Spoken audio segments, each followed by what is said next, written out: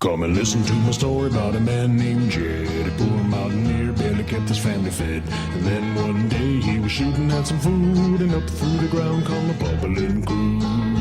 Oil, that is, black gold, Texas tea. Well, the first thing you know, old Jed's a millionaire. Kinfolk said, Jed, move away from there. Said, California is the place you ought to be. So they loaded up the truck and they moved to Beverly Hills, that is, swimming pools, movie stars, the Beverly Hillbillies.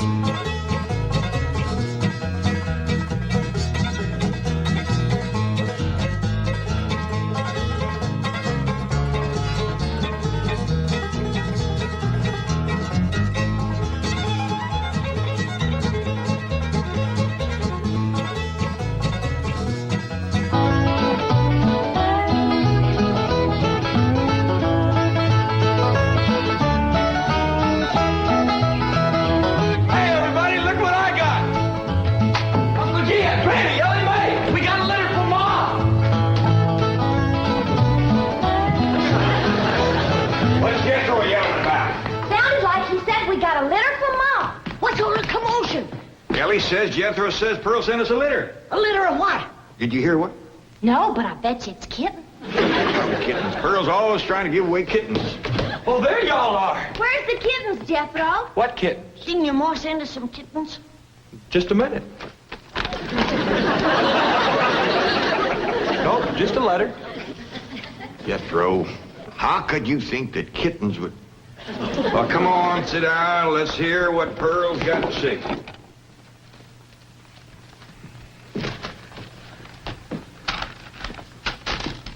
Dear son and kinfolk, I take pen in hand to say we are all fine back here. How are you all out there? Just fine, Pearl. That's right. Jethro, I hope you are making good marks in school out there. Ma thinks I'm going to school. Are you in the 5th grade like you would be here? Doggy, Jethro, I clean forgot about putting you in school. We're going to have to get you started today. Can I go too? Well, now, I think Miss Hathaway's got plans to put you in some girls' school. Can I go too? Jethro, I just said it was a girls' school. That's why I want to go.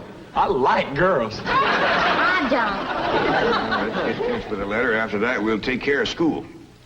Your sister, Jethrine, had a narrow escape. A city dude tried to take advantage of her. What does that mean, Paul? Well, that's, well, Granny will explain that to you later. Tell us more about the city dude, Jethro. His name is Jasper Depew. Jasper Depew? That's a funny name. Oh, there's a dot in there. His name is Jasper. He wears patent leather shoes and spats on them. Don't sound too neat, does he? He seen your sister at the cabin when I went there to keep an eye on it for Cousin Jed. I know what Pearl went there to keep an eye on. Mr. Brewster. Well, now, Granny, Pearl's a widow woman. She got a right to look. I ain't knocking it. I got my eyes open myself. At first, I thought the city dude worked for Mr. Brewster, so I drove back out to the cabin to give him a piece of my mind. I could put a bug in that Mr. Brewster's ear. Look out for feathers. Feathers? The more Pearl has her eye on a man, the more feathers she sticks in her hat. That's right. 3 and 8 came in flowing 2,000 barrels a day. And it looks like the new strike's going to be even better. There's no doubt about it. This is one of the richest pools we've ever hit. Yep, everything from here is good news.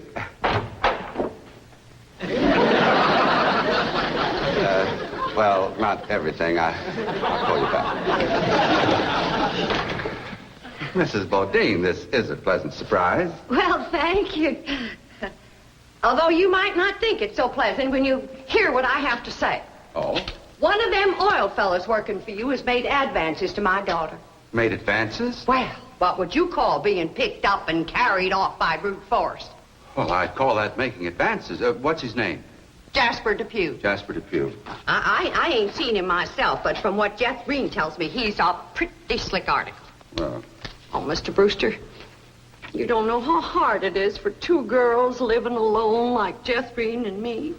You see, my son Jethro's in California with Cousin Jed, leaving us no man to protect us. I'm a widow woman, you know. I guess wherever you have two unattached girls living alone, there's bound to be trouble. Especially when the girls are the kind that men call lookers. Did you say his name is Depew? Jasper Depew. Calls himself Jazzbo. Oh, Jethrine says he's a flashy dresser and a fancy talker and drives a sporty car. Regular big city dude. I guess Jethrine's kind of like me when it comes to tall, handsome city fellas. I'm just putty in their hands. Nope, no one by that name working for OK Oil. You mind if I look? Well, no, go right ahead. I'm bound and determined to find the rascal that trifled with the affections of my sweet, innocent, helpless baby girl. Ma! Jethrine, I thought I told you to stay in the buggy. I seen Jasper Depew coming. Here? Yes'm. Oh, well, thank goodness we got Mr. Brewster to protect us. Oh, there he is. Mr. Brewster throwed his arms around me and helped me in his strong embrace. What's an embrace, Paul? Well, that's when folks kind of twine their arms around one another. You mean like wrestling? It's sort of like wrestling, except they ain't mad. It's like wrestling for fun. Yeah, I reckon you could see that. Go on, Jethro. Then we heard a knock on the door, and we knowed it was Jasper He. Better look for that dot again. Oh, yeah. We knowed it was Jasper. He was there to get Jethrine. Her beauty had set his heart to burning with flaming desire. What's flaming desire, Paul? Well, Granny will explain that to you later. Well, I'll try. But you're sure counting a heap on my memory.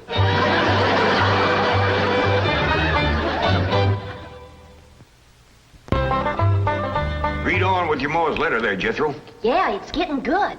One city fella's got his arms around Aunt Pearl, and another's waiting at the door to grab Cousin Jethrine. My only thought was to save my daughter, so I tore loose from Mr. Brewster's embrace. I saw Jethrine heading for the door, so I quick throwed myself betwixt my child and danger. Sweet innocent Jethrine, not knowing better, let that rascal in. He went right to sweet-talking in a voice smoother than fresh churned butter. Hello again, you great, big, beautiful lump of sugar. I brought you something all the way from Eureka Springs. Genuine orchids growed in a hothouse. And this lovely young girl must be your sister. I'm her ma. No. Yeah. Well, for Jethrine's beautiful mother, a little gift of genuine French imported perfume all the way from Paris, France. Oh, well, you hadn't ordered. Oh, my goodness. Genuine Paris, France perfume. Look at that French writing on there. That says, "Ah, d'amour." That means, oh, love. Ain't he a sport, Ma? And for Jethrine's handsome father, a genuine cigarette case, silver. Thank you, but I am not Jethrine's father. No, Mr. Brewster ain't my husband. He's just a friend. Well, any friend of Jethrine's beautiful mother is a friend of mine. This is from old Mexico and hammered out of solid silver by the Aztecs Indians hundreds of years ago. Well, that brings up an interesting question. Why would the Aztecs make cigarette cases when they had no cigarettes? That is an interesting question. I'll have to ask some of my Aztecs friends about that. Hey, Doll. Remember, ain't she sweet? Well, I've read... Hey, what happened to your orchids? Nothing. I ate them already. You mean you ate all them expensive orchids? Ma, you should have spoke for one. They wasn't very filling. She's sweet. From her head down to her feet, and that's a long way. But I ask you very confidentially, ain't that baby sweet? Ain't she large? But she gives me such a charge. I ask you very confidentially, ain't that baby large? She stretches out in all directions. I'm in a shout. Lordy, that's perfection. Are you with me? Ain't she keen? Well, that's the most I've ever seen. And I'm here to tell you I'm her ding-dong daddy, and she's my queen. And she is king size, my Jethrine. Lots of mama, my Jethrine. She carries me away.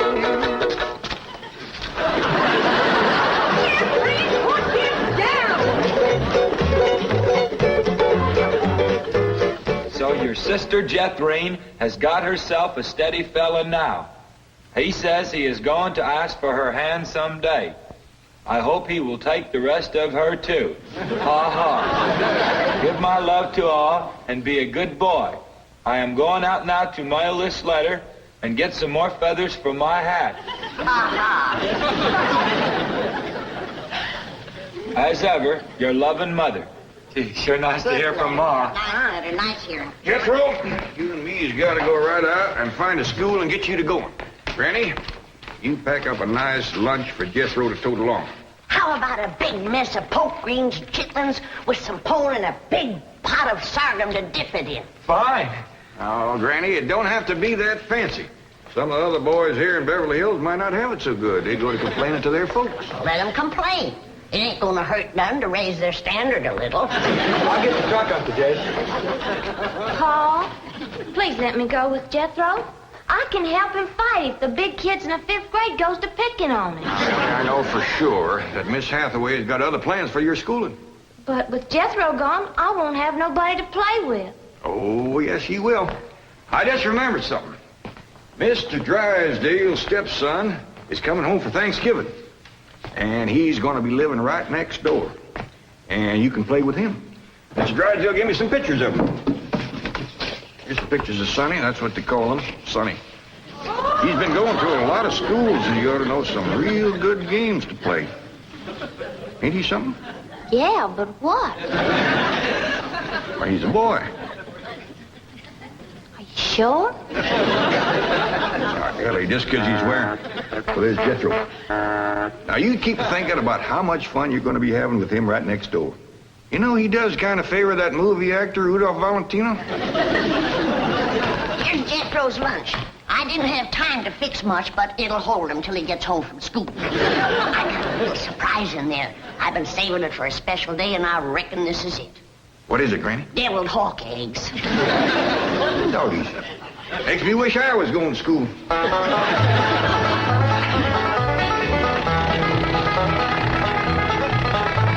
School, all right.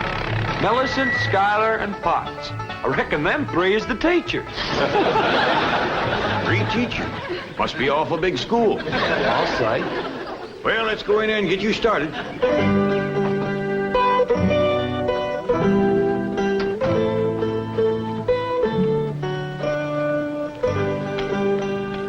There you are.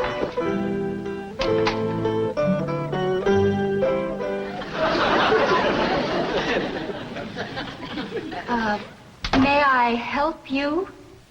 Well, reckon maybe you can.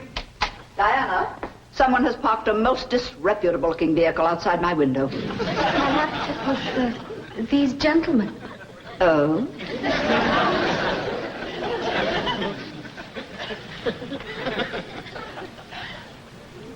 Yes?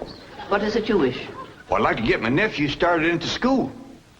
Here? Yeah, here's all right if you got room for a desk and his lunch basket. My dear man, this is a most exclusive private school. The tuition is quite expensive. Well beyond your means, I'm sure. Does that mean it costs a lot of money? That is precisely what it means. Well, I can pay you if it ain't over $25 million.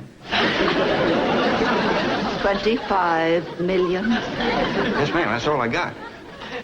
Dollars? Yes, ma'am. In cash. Yes, ma'am. This is obviously a practical joke perpetrated by one of my envious competitors. What is your name? Jed Clampett, ma'am, and this here's... And you expect me to believe that you have $25 million? Well, no, not on me, ma'am, but my neighbor, Mr. Drysdale, he's keeping it in his bank for me.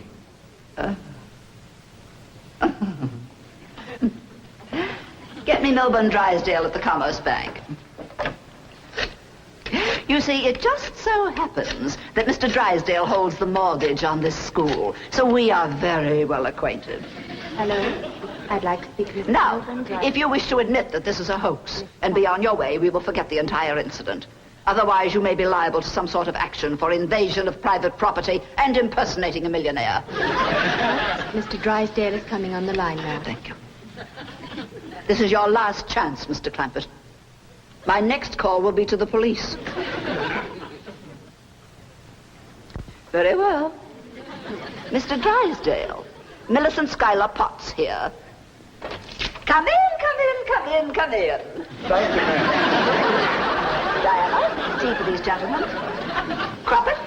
Oh, no, ma'am, Clampett. Diana, use the Spode tea set. Well, sit down, sit down, sit down, sit down. Just the two of us. Ellie Mae and Granny didn't come. Well, do make yourselves comfortable.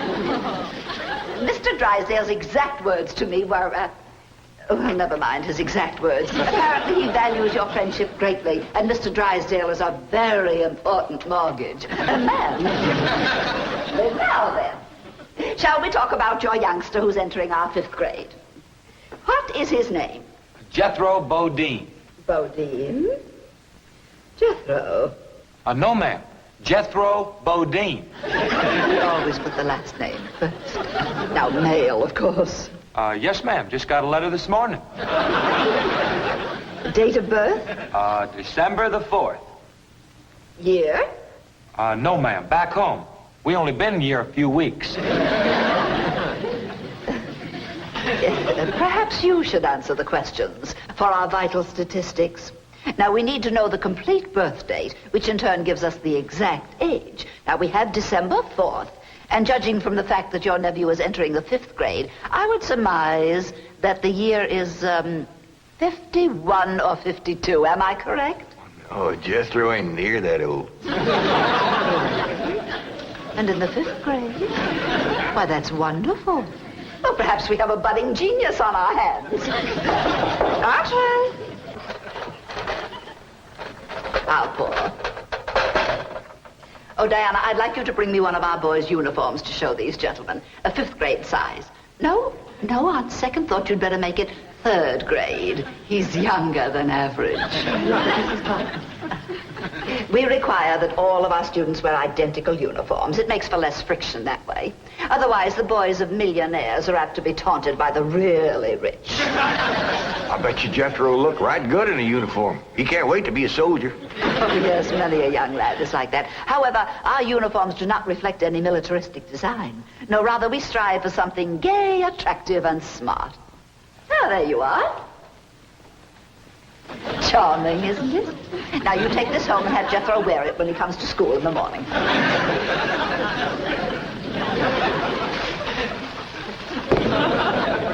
Wear this? Afraid Granny will have to make considerable changes in this before it'll fit Jethro. So tiny? Ma'am. And in the 5th grade? The boy must be a genius. Well, you may be very sure that we will bring him out. If he wears this, he'll bust out. Now then, how do you gentlemen like your tea? We don't know, ma'am. We ain't tasted it yet. Oh, you are the fun-loving one, aren't you? Yes, ma'am.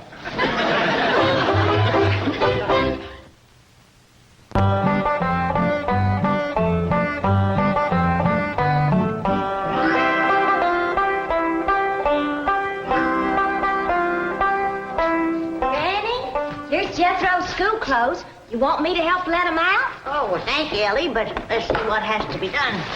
Maybe they fit him already. That's supposed to be a hat? I reckon so.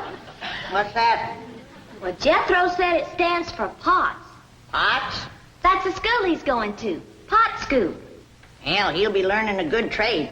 If there's something folks always needs, it's pots. Jethro can make you some dandy new ones once he catches on to it. Who in the Sam Hill is supposed to wear that? Well, Jethro, I reckon.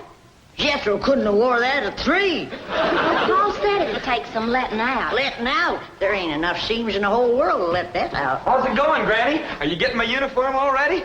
Jethro Bodine? No, Granny. Over to school, it's Bodine Jethro. Ellie Mae, leave the room. Ain't you got no shame running around here in your underpants? Granny, these ain't underpants. They swimming trunks. You wrap that towel around you before I cut a switch. But, Granny, Miss Hathaway says... I don't care who says what. I'll be glad when your ma gets out here to take you in hand and to make you some school clothes. These things ain't never gonna fit. But, Granny, I gotta have these in the morning. It's a rule. All us kids over there's gotta wear these. And that coat, too. Yeah. I sure wish your ma was here with her sewing machine. Pearl's a whiz at making clothes. Now that you're going to be keeping company with Jasper Depew, you're going to need some nice clothes. I like the little feller, Ma. I'm glad, Jethrine. But you got to stop picking him up all the time. He ain't heavy. That ain't the point.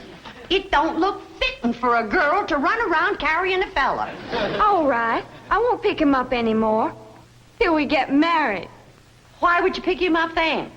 To carry him over the threshold. You ain't supposed to carry him. He's supposed to carry... No, that's ridiculous. I declare, I don't know how I'm going to keep you in clothes the way you're shooting up. I start a new outfit, and by the time I get it stitched together, you've outgrown it. My new shoes is already too tight for my feet. Oh, them feet. If they get any bigger, you're going to have to go outside to turn around. My feet ain't as big as Jethro's. Well, of course not. He's a boy. Just think, your brother Jethro's going to school in Beverly Hills, California. Yeah. I'm homesick for to see him, Ma. Me too, Jethrine. I'll bet your rich Uncle Jed has Jethro duded up like one of them actors in movie pictures. I can't understand these Beverly Hills schools. Wearing that uniform ain't gonna make you no smarter.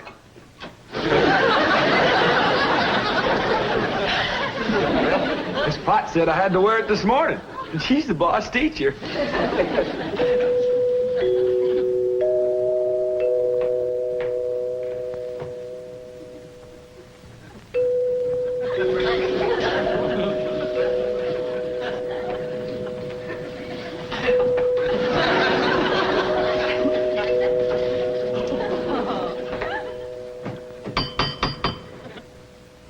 Dang, if Jethro ain't right.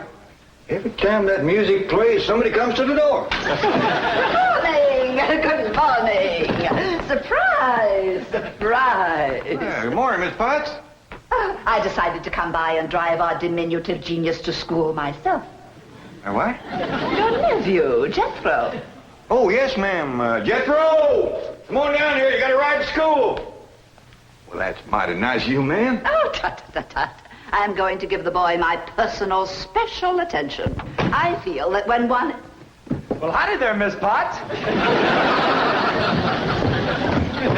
You come to take me to school? You betcha she is. I want you to be a good boy and make good marks so your ma will be proud of you. This is your nephew? Ma'am, you met him yesterday, remember? Of course, he does look a mite different in his uniform. Granny had a time getting it to fit, but she done it. You are in the 5th grade? Oh, yes, ma'am. Just finished 3 years in the 4th. But I can't.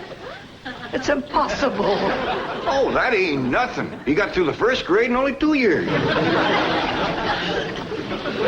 Under no circumstances can I allow this. Well, say, here comes Mr. Drysdale. I reckon he's coming to see Jethro off to school. Come along, Jethro. Hippity hop. This is the way we go to school. This is is the way we go to school. Here's Jethro's lunch. Oh, Jethro! You forgot your lunch. Now, Jethro, you share your grits and fat back with Miss Potts today.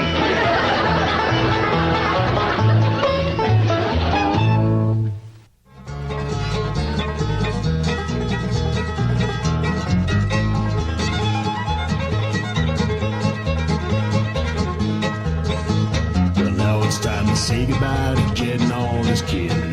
They would like to thank you folks for kindly dropping in. You're all invited back next week to this locality to have a heaping helping of their hospitality. Little Billy, that is, said a spell. Take your shoes off.